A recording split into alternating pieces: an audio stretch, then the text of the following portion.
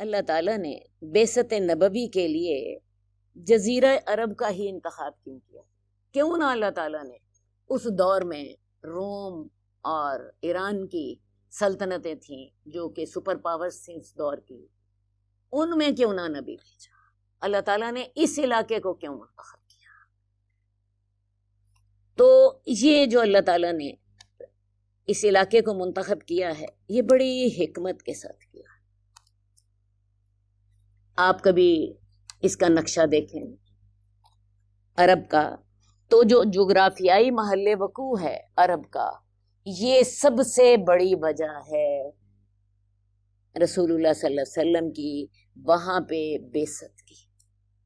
اگر آپ اس کا نقشہ دیکھیں تو یہ نقشہ جو ہے، یہ دنیا، یہ جو ہے عرب، یہ دنیا کے عین مرکز میں واقع ہے، یہ دنیا کے عین مرکز میں واقع ہے۔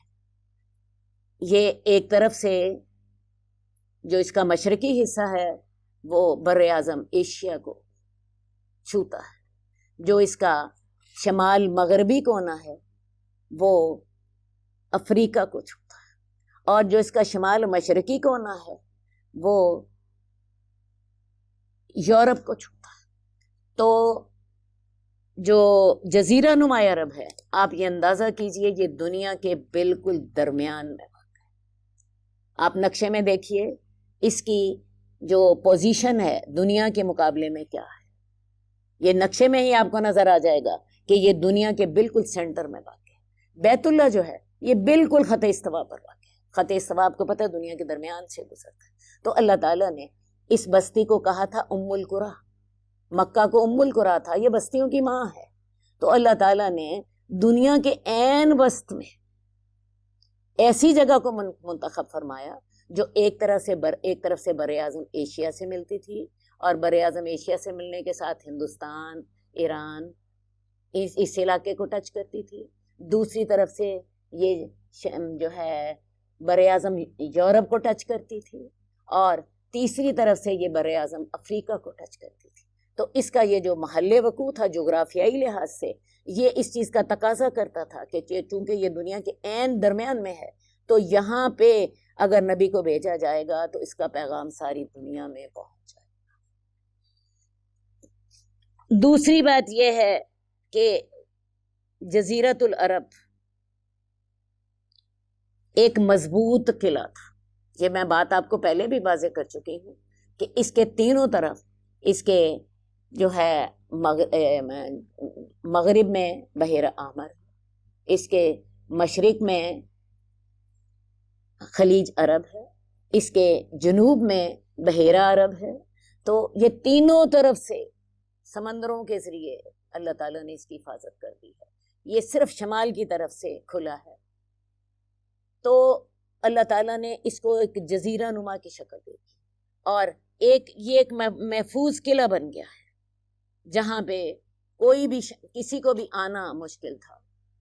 ویسے بھی میں نے آپ کو بتایا کہ چونکہ یہاں کی آب و ہوا ایسی تھی، چونکہ یہاں پہ یہ علاقہ ترقی یافتہ نہیں تھا، نہ کھانے کو تھا، نہ پینے کو تھا، نہ کوئی تجارت تھی، نہ کوئی زراعت تھی، تو کسی کو کیا ضرورت پڑی تھی ریگستان کو جا کے فتح کرتا، اور اتنی مشکلات کے بعد کہ وہ سمندروں کو عبور کرتا، اور سمندروں کو عبور کرنے کے بعد وہاں پہ جاتا۔ کوئی زمینی راستہ جو تھا شمال کی طرف سے تھا، لیکن وہ بھی کوئی آپ یوں سمجھیں کہ کوئی حملہ آوروں کے لیے وہاں پہ اٹریکشن نہیں تھی کہ وہاں پہ حملہ کرتے۔ تو اللہ تعالیٰ نے اس کو ایک قلعے کی شکل دے دی تھی۔ عرب لوگ جو تھے یہ وہاں پہ ان کے جو اخلاق تھے، اسی وجہ سے یہ لوگ ان کے اندر منافقت نہ تھی۔ تیسری جو وجہ تھی اس جزیرہ عرب کے انتخاب کی، عربی جو تھی وہ اس وقت کی ترقی یافتہ زبان تھی۔ عرب لوگ جو تھے یہ ان کو اپنی زبان پر بڑا فخر تھا، اور یہ اپنے مقابلے میں دوسرے لوگوں کو اجمی کہا کرتے تھے۔ اجم کا مطلب ہوتا ہے گونگا۔ ان کے خیال میں بات کرنی تو صرف عرب لوگوں کو آتی تھی، عرب باقی غیر عربی لوگ تو اجمی ہوتے تھے، انہیں تو بات ہی نہیں کرنی آتی تھی۔ انہیں اپنی زبان پر بڑا فخر تھا، اور ان کے جو شعراء ہوتے تھے، ان کے جو قصیدے ہوتے تھے، یہ لوگ اپنی شان میں قصیدے پڑھا کرتے تھے، اپنے آباء و اجداد کی شان میں وہ قصیدے انہوں نے بیت اللہ میں لٹکائے۔ سبع معلقہ جو ہیں وہ آج بھی موجود ہیں۔ یہ وہ شاعر ہیں جن کے جاہلی دور میں جن کی شاعری جو تھی اس کو قبولیت عام حاصل ہوئی، اور انہوں نے اس کو بیت اللہ میں لٹکا دیا۔ وہ اس کو اتنا اہم سمجھتے تھے، اور حقیقت بھی یہی تھی کہ اللہ تعالیٰ نے عربی زبان کو اتنی ترقی دے دی تھی کہ اللہ تعالیٰ نے پھر اپنا کلام بھی اسی زبان میں بھیجا۔ اگر کوئی زبان اتنی ترقی یافتہ نہ ہوتی تو شاید وہ اللہ کے کلام کو سنبھال نہ سکتی۔ تو اللہ تعالیٰ کے کلام کے جو معنی ہیں وہ اس عربی زبان کے اندر محفوظ ہو گئے ہیں۔ یہ فصیح ترین زبان تھی۔ یہ بھی ایک بہت بڑی وجہ تھی جزیرہ عرب کے انتخاب کی۔ عربی زبان کے باقی بہت سے لہجے تھے، اسی لیے اسی سے ہی سبع قرات وجود میں آئیں، اور اس کے بعد پھر اور قرات وجود میں آئیں۔ بڑے بڑے لہجے جو تھے، 7 لہجے تھے جو کہ متواتر ثابت ہیں۔ تو جو قرآن مجید ہے یہ عرب کا جو ٹکسالی لہجہ تھا قریش کا، یہ اس میں نازل ہوا تھا۔ باقی اللہ تعالیٰ نے یہ اجازت دی تھی کہ اس کو مزید قبائل کے لہجے میں بھی پڑھ لیا جائے، تو عربی زبان میں اتنی وسعت موجود تھی۔ اگلی جو وجہ تھی جزیرہ عرب کے انتخاب کی، وہاں پہ بیت اللہ موجود تھا۔ بیت اللہ ان اول بیت وضع للناس الذی ببکۃ مبارک، اللہ نے پہلا گھر جو دنیا میں بنایا تھا، اول بیت وضع للناس، جو لوگوں کے لیے بنایا گیا مکہ میں، وہ برکت والا تھا اور ہدایت والا تھا جہان والوں کے لیے۔ تو یہ اللہ کا گھر بھی اسی جزیرہ عرب میں واقع تھا۔ اس گھر کی طرف ساری دنیا کے لوگ رجوع کرتے تھے، اور جب اس گھر میں کوئی خبر پہنچتی تو جب لوگ حج کرنے آتے وہاں سے ساری دنیا میں پھیل جاتی۔ اس دور میں آج کل کی طرح میڈیا تو نہیں ہوتا تھا، اس دور میں اپنا پیغام پہنچانے کا یہ سب سے مؤثر ذریعہ تھا کہ اس دور میں بیت اللہ میں لوگ آتے اور حج کے موقع پر اعلان کر دیا جاتا۔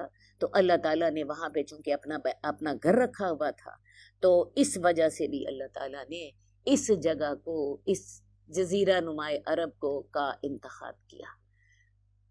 اس جو اللہ تعالیٰ کا یہ جو مقام ہے، اس کے لیے اللہ تعالیٰ نے اس شہر کی قسم دکھائی۔ یہ شہر اللہ نے برکت والا رکھا، یہ شہر اللہ نے ہدایت رکھا، اس کو ام القرى کہا۔ اس پر کبھی کسی نے قبضہ نہیں کیا تھا۔